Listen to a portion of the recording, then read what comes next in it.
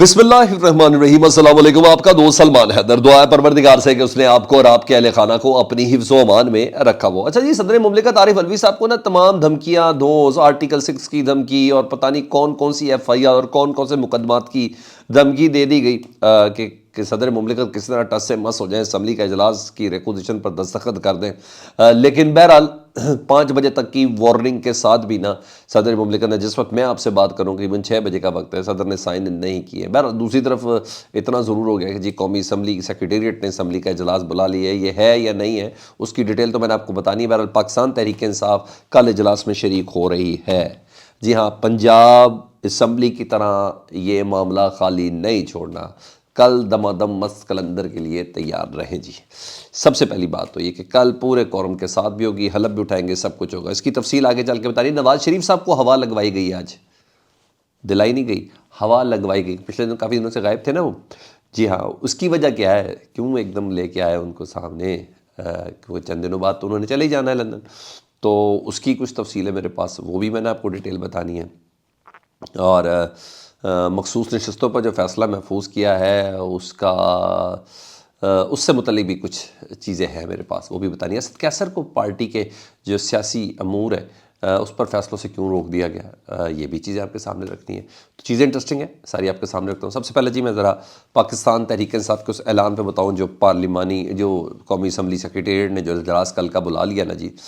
تو اس میں پاکستان تحریک انصاف نے اعلان کر دیا واضح حکمت عملی بھی بتا دی ہے۔ شیر افضل مروت صاحب ہیں جی، انہوں نے اعلان کیا ہے کہ کل کے اجلاس سے متعلق کہ کوئی اجلاس ہر حال میں اس میں شریک ہوں گے، چاہے یہ اسپیکر نے بلایا ہے، چاہے صدر نے بلایا، نہیں بلایا، انہوں نے کہا جس نے بھی بلایا پاکستان تحریک انصاف اس میں شرکت کرے گی۔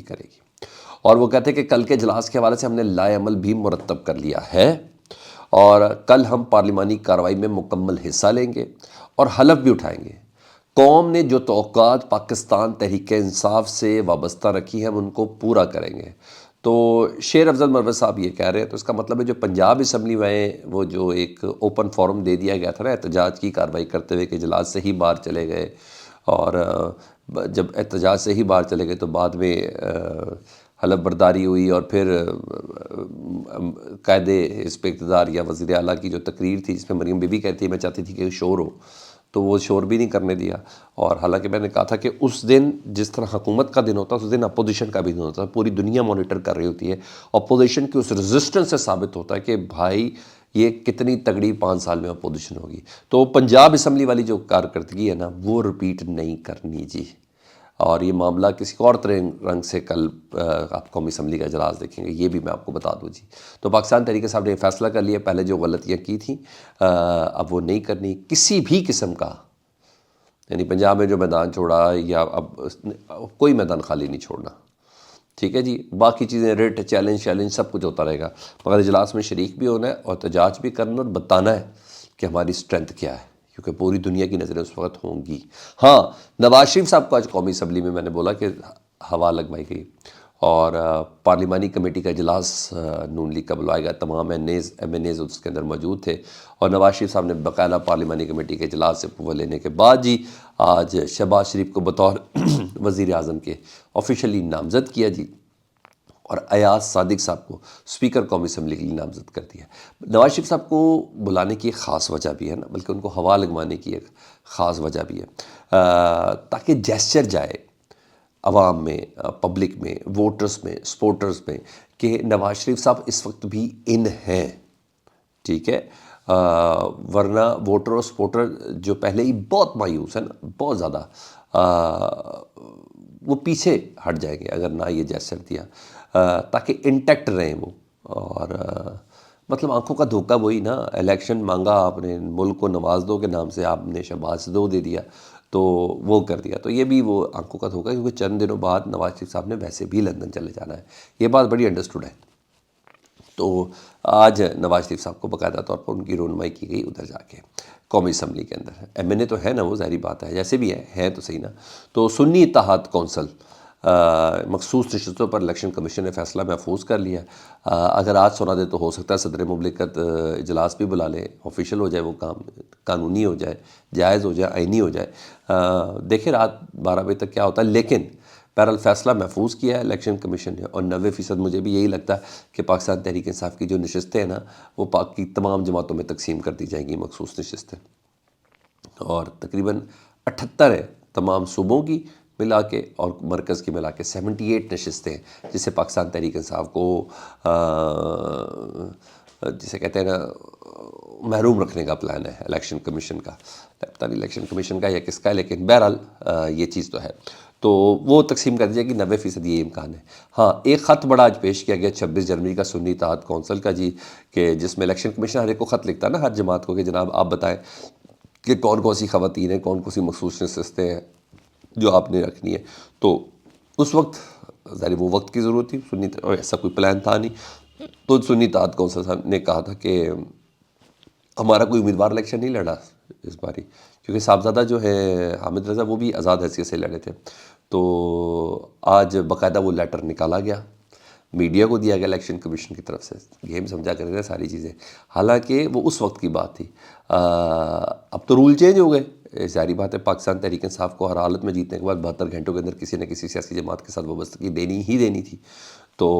حامد رضا صاحب نے وضاحت کی کہ یہ ایسا نہیں ایسا ہے، تو بہرحال الیکشن کمیشن دیکھتے ہیں کتنا ان کے خلاف استعمال کرتا ہے، اگر آج یہ محفوظ فیصلہ انہوں نے سنا دیا تو یہاں چیزیں۔ ادھر خیبر پختونخوا میں پاکستان تحریک انصاف کے تمام اراکین نے حلف اٹھا لیا جی، خیر ہڑا اڑی رہی، ظاہری بات ہے ان کے جذبات کا لیول بھی کچھ ہے، تبھی تو نتائج بھی کچھ اور ہی ہے، تو بہرحال تمام اراکین نے آج حلف اٹھا لیا، ثبوتی یہ کام ہو گیا۔ لیکن اہم خبر ایک سامنے آئی، اور وہ آئی ہے اسد کیسر صاحب سے متعلق۔ اسد کیسر صاحب کی نا چند روز پہلے عمران خان صاحب سے ملاقات ہوئی تھی، اور اس ملاقات کے بعد انہوں نے 2 اناؤنسمنٹ کی تھی، ٹھیک ہے، ایک تو تمام سیاسی جماعتوں سے ملاقات کے حوالے سے کہا تھا سوائے نون لیگ اور پیپلز پارٹی کے، کہ ہم بات کریں گے مل کے اپوزیشن، یک نکاتی ایجنڈا ہے جس میں یہ ہے کہ الیکشن میں ہوئی دھاندلی کے خلاف احتجاج کیا جائے گا۔ ادروائز انہوں نے ہی عمر ایوب صاحب نے کہ عمران خان صاحب نے کہا عمر ایوب وزیر اعظم کے کینڈیڈیٹ ہوں گے، اور دوسری انہوں نے اپنے بھائی عاقب اللہ کے حوالے سے اناؤنسمنٹ کی تھی کہ وہ کے پی کے میں نا اسپیکر کے پی کے اسمبلی ہوں گے۔ لیکن آج عمران خان صاحب نے انہوں نے کہا نامزد کیا نا، تو آج کچھ ہوا ہے، پتہ چلا کہ عمر ایوب صاحب نے عاقب اللہ جو ہے ان کی بجائے بابر سلیم سواتی کو نامزد کرنے کا اعلان کیا۔ اچھا اعلان کیا، اور یہ بھی کہا جا رہا ہے ذرائع کے مطابق کہ آخری ملاقات عمر ایوب کی ہوئی ہے عمران خان صاحب سے،